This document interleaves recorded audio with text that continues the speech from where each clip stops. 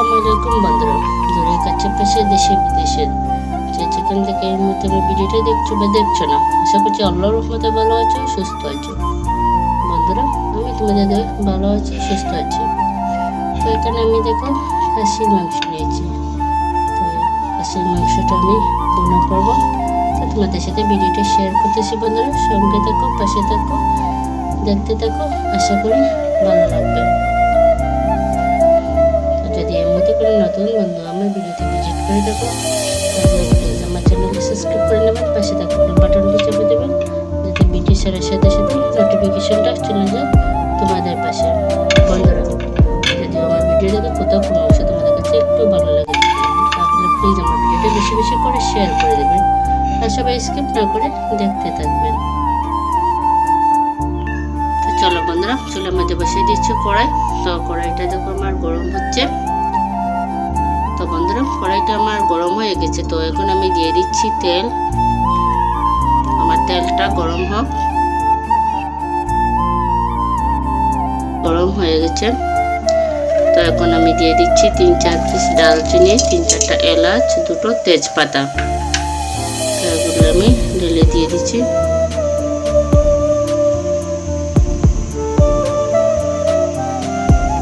তো এখন দিয়ে দিচ্ছি বন্ধুরা বাটা রসুন দিয়ে আমি একটু নেড়ে ছেড়ে দিয়ে রসুনটা আমি একটু বেজে নিচ্ছি।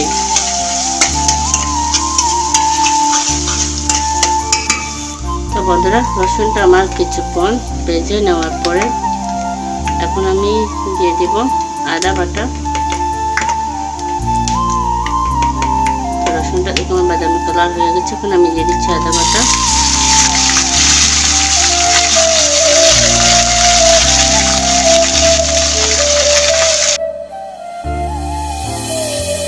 আদা বাটা দেওয়ার পরে আমি সেটা ছেড়ে দিলাম।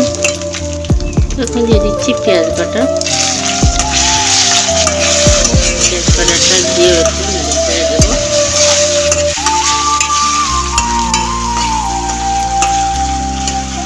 তো বন্ধুরা, পেঁয়াজটা দেওয়ার পরে এখন আমি খাসির মাংসটা ঢেলে দিচ্ছি।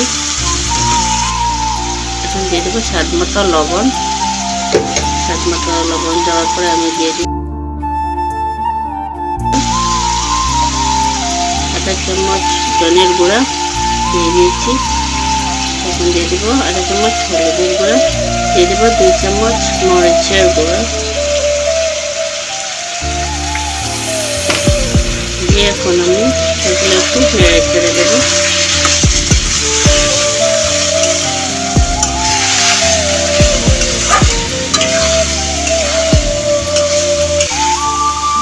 তো খাসির মাংসটা বন্ধুরা ভালো করে কষাতে হবে, না হলে যে খাসির মাংসের একটা গন্ধ, সেই গন্ধটা যদি থেকে যায় তাহলে সেটা খাওয়া যায় না। গন্ধটা লাগলে তো খাওয়াই যাবে না। এইভাবে যদি আমরা মাংসটা ভালো করে কষিয়ে নিই, কষানোর মধ্যে যদি গন্ধটা চলে যায় তাহলে খেতে ভালো লাগে।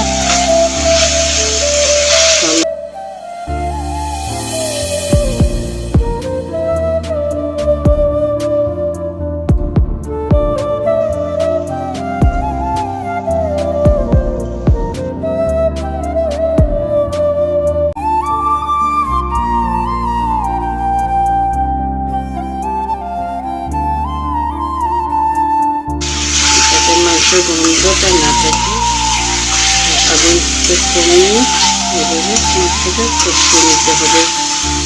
চলো কষানো হোক।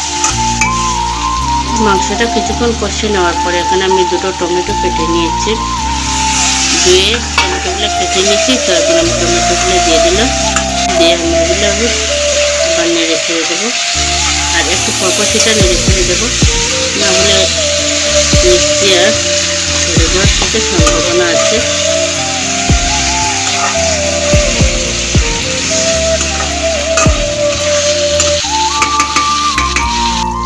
তো বন্ধুরা দেখো, মাংস থেকে পানি বের হয়েছে বা টমেটোটা গলে পানি বের হয়েছে।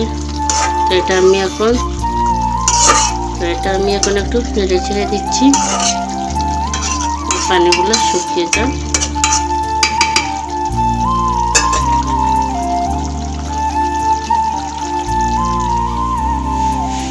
তো বন্ধুরা আমার মাংসের পানিটা শুকিয়ে গেছে, তো আমি এখন সেটা একটু নেড়ে চেড়ে দিচ্ছি। তো মাংসটা আমার কষে নেওয়া হয়ে গেছে। খাসির মাংসের মধ্যে যে গন্ধটা ছিল সেই গন্ধটা চলে গেছে। এখন আমি পানি দিয়ে দেব। এখন মাংসটা আমার সিদ্ধ হওয়ার জন্য পানি দিয়ে দিচ্ছি, দিয়ে এগুলো আমি নেড়ে ছেড়ে দেব।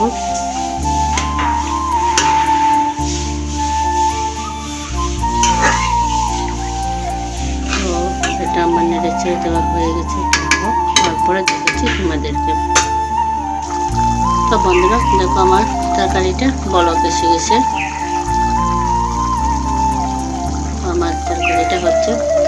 আর বন্ধুরা যারা আমার ভিডিও এতটুকু পর্যন্ত ধৈর্য সহকারে দেখে আসছো, লাইক দিতে ভুলে গেছো, লাইক দেও না, প্লিজ সবাই একটি লাইক করে দেবে।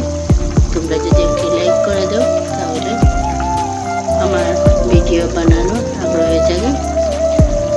আর সবাই ছোট্ট একটু কমেন্ট করে জানাবে যে আজকে আমার খাসির মাংস রান্নাটা কীরকম হয়েছে। তো বন্ধুরা আমার তরকারিটা হয়ে গেছে, এখন আমি সেটা ভালো করে নেড়ে চেড়ে দিচ্ছি। নেড়ে চেড়ে দিয়ে আমি সেটা নামিয়ে নেব।